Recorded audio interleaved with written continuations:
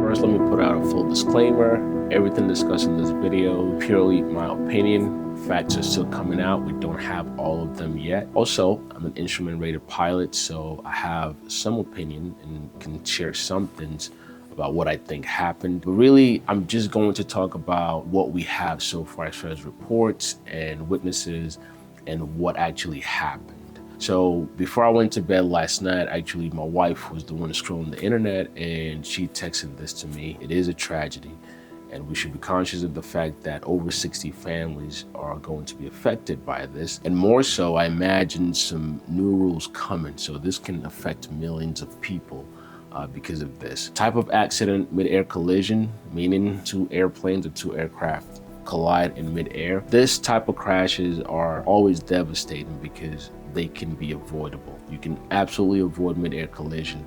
And generally you have mid-air collisions happen in the GA world, not in the commercial world. Almost never do we have crashes like this in the commercial world. So to break this down in layman terms, I'm going to talk about the setting, pilots involved, and then I'm gonna share my opinion. This flight, again, less than 24 hours. It was at night, but we know that the weather conditions were clear for the most part. Now, for my everyday people, weather conditions, when it's determined clear, it usually means it's VFR conditions. So there was no major weather or storm, nothing happened. VFR meaning visual flight rules. I will say from a pilot standpoint, even VFR at night, you're still borderline instrument flying, meaning you're still looking at your instrument for the most part. Another thing to consider is most, if not all, commercial flights are instrument flight rules because you're supposed to fly in any condition, really. When you're coming in at night, you're still, as a pilot, thinking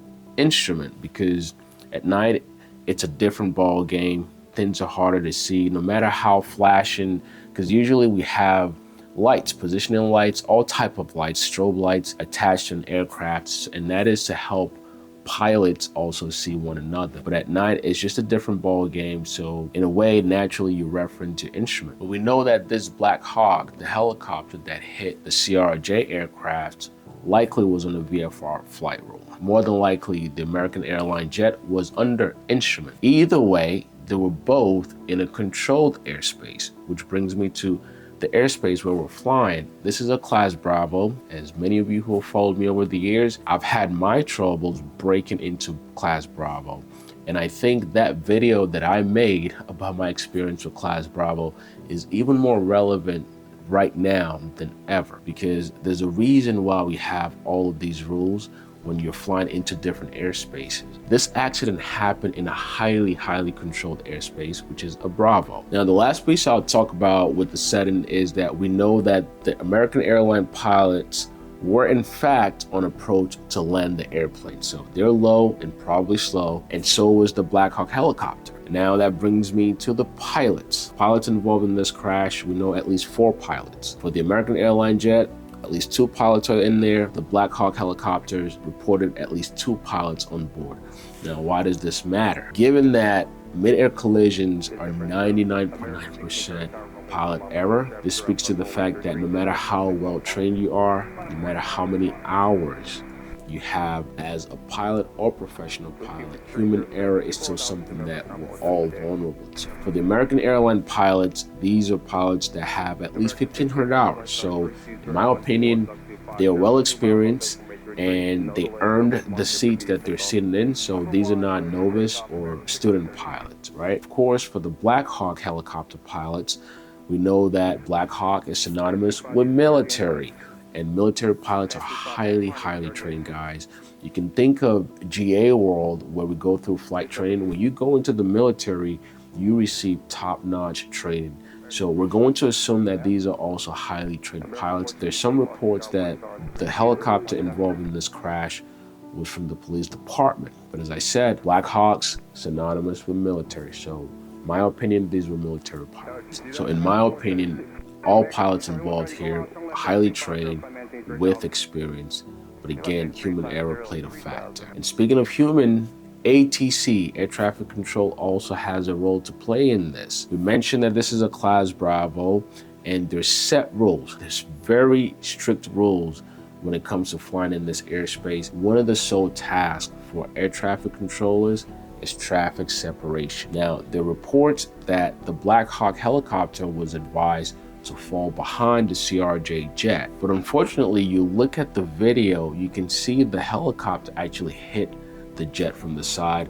So it's likely that the pilots in the helicopter did not see the jet or see that jet soon enough. So rather than them falling behind, they went straight into it, unfortunately. And I imagine that air traffic control will take some blame in this, because it's part of their job to make sure that those two aircraft are far, far apart from each other. And unfortunately, when tragic did strike, you had two massive aircraft hit one another.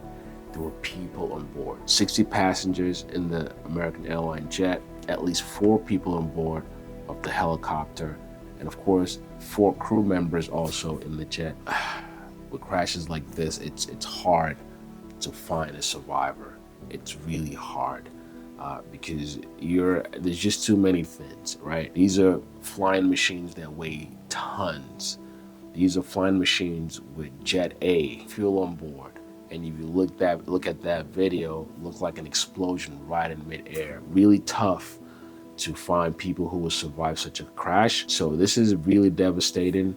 And again, I imagine some new rules will come about because of this tragic accident. And so let's talk about what will happen. What's likely to change or be added on because of this accident. Flight rules are likely coming, additional flight rules, particularly for Class Bravo. As we've already established, in an airspace like this, as a GA pilot, you probably have no business going into this airspace for these same reasons. Now, there's been some reports that with this accident, we've had more military activity or more military aircraft come into this airspace more frequently in the last 10 days. And perhaps this was bound to happen or could have been avoided. But again, I imagine we're gonna have either some stricter rules come into play that will affect both pilots and the controllers. Given that in a Class Bravo, you're required to have certain equipment, aka Mode C, ADS-B in and out. The FAA put in new rules in place for ADS-B in and out, particularly for controlled airspaces like this. And these are all tracking equipment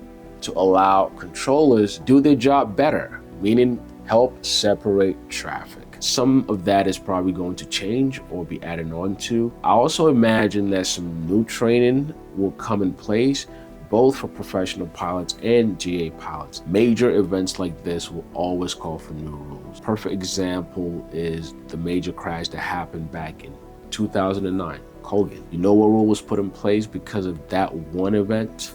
The 1,500 hours requirements. That one event is the main reason why pilots today who want to fly for the airlines are required to have 1,500 hours. And now with this crash, I'm hoping that hourly requirement doesn't go up, but again, more than likely something will be added on to the books. And then from a personal experience as a pilot, I look at the dynamic between pilots and ATC because there is a dynamic there. I have to say that air traffic controllers do such an amazing job every single day to keep us safe. But just like we have human error on our end, they also have that, right? Because they're humans and they have equipment that they work with, and we hope to God that their equipment are working as they should all the time. But that human error factor will always be there. And so when you look at the relationship between pilots and air traffic controllers, it's a power dynamic,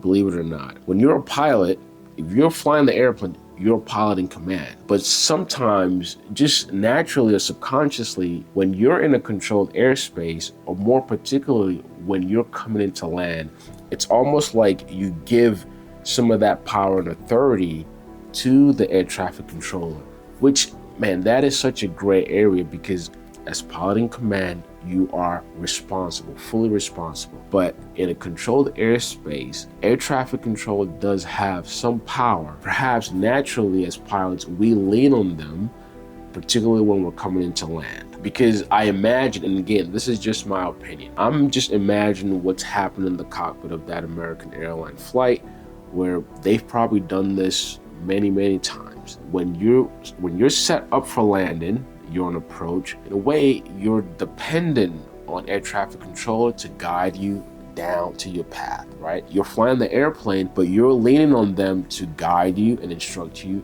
down to landing. And so that's where that exchange happens. I just imagine things changing, perhaps pilots drawing back some of that power, where even if you get instructions from controller, you're still able to determine and do something different or ignore.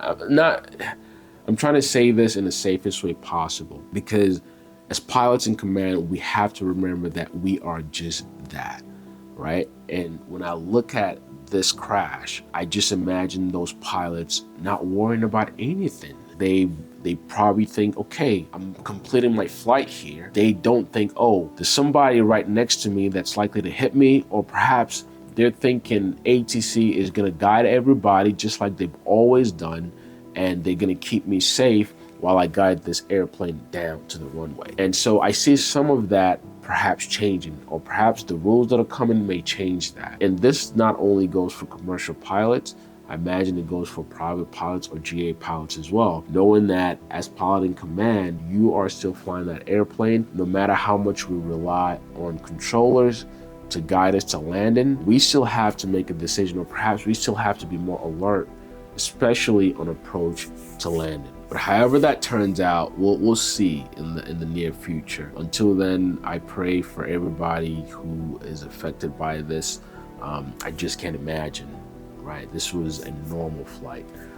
So praying for the families involved, and also, guys, please be safe out there. Kiss on your loved ones. This is just one of those things that make you see life for what it is. Very fragile.